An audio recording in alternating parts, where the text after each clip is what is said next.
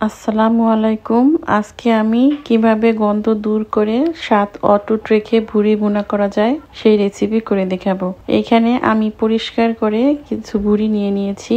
এখন একটা প্যানে পানি দিয়ে সেই ভুড়িগুলো দিয়ে এর সাথে দিয়ে দিব লবণ আর হলুদের গুঁড়া। এখন একটা ঢাকনি দিয়ে ঢেকে আমি অপেক্ষা করব বলক চলে আসা পর্যন্ত। বলক চলে আসছে, এখন আমি চুলাটা বন্ধ করে দিব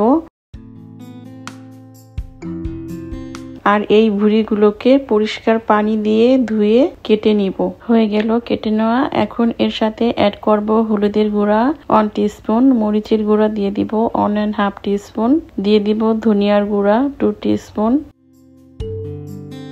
জিরার গুঁড়া দিয়ে দিব 2 টিস্পুন, আর দিয়ে দিব স্বাদ অনুযায়ী লবণ।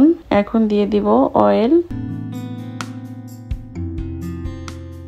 এখন হাত দিয়ে আমি ভালোভাবে ভুড়িটাকে মাখিয়ে নিব।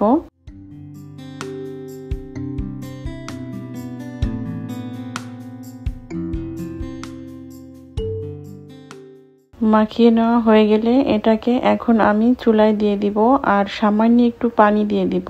এখন ঢাকনা দিয়ে ঢেকে আমি অপেক্ষা করব বলক চলে আসা পর্যন্ত। দেখুন বলক চলে আসছে আর ভুড়ি থেকেও কিছুটা পানি ছেড়ে দিয়েছে। এখন এভাবেই আমি এটাকে আরো 10-15 মিনিট জাল করব।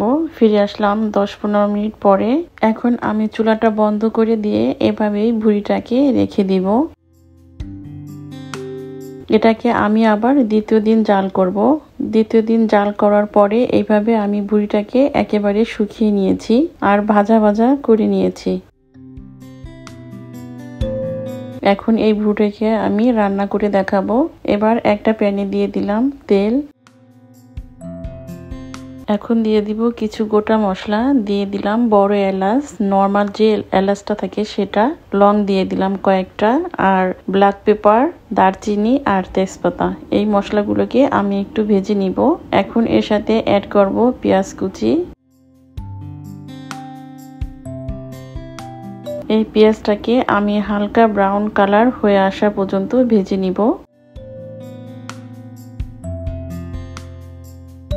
ভাজা হয়ে গেছে। এখন এর সাথে অ্যাড করব একটা টমেটো আর দিয়ে দিব আদা রসুনের পেস্ট 2 টেবিল চামচ। এখন এই টমেটোটাকে আর আদা রসুনের পেস্টটাকে আমি ভালো মতো ভেজে নিব।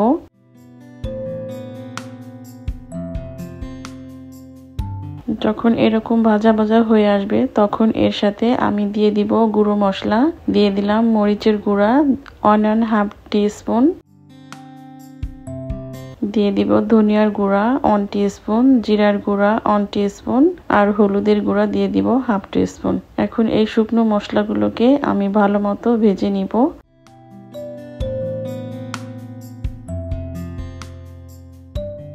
সামান্য একটু পানি দিয়ে দিব ভাজার জন্য। পানি দিয়ে এই মশলাটাকে এখন আমি ভালো মতো কষিয়ে নিব। হয়ে গেল কষানো। এখন আমি এর সাথে দিয়ে দিব গরম মশলা 2 টিস্পুন পরিমাণ।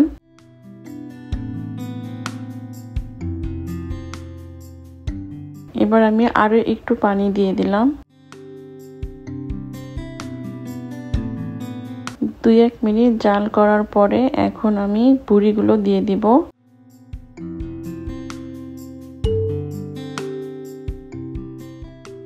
এই ভুড়িটা এবার মশলার সাথে খুব ভালোভাবে মিশিয়ে নিব।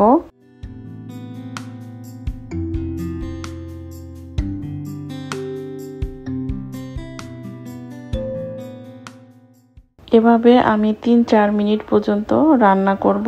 এখন দিয়ে দিব একটু লবণ। আমার কাছে একটু লবণ কম মনে হয়েছে, এর জন্য একটু দিয়ে দিলাম। এখন দিয়ে দিব পরিমাণ মতো পানি সিদ্ধ হওয়ার জন্য। এবার ঢাকনা দিয়ে ঢেকে আমি অপেক্ষা করব 10 মিনিট। ফিরে আসলাম 10 মিনিট পরে।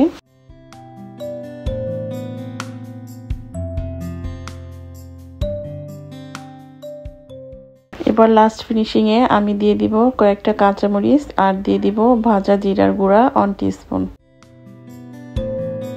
ভুড়ির সাথে ভাজা জিরার গুঁড়াটা ভালোভাবে মিশিয়ে নিব আর ঢাকনা দিয়ে ঢেকে অপেক্ষা করব 4-5 মিনিট। ফিরে আসলাম 4-5 মিনিট পরে।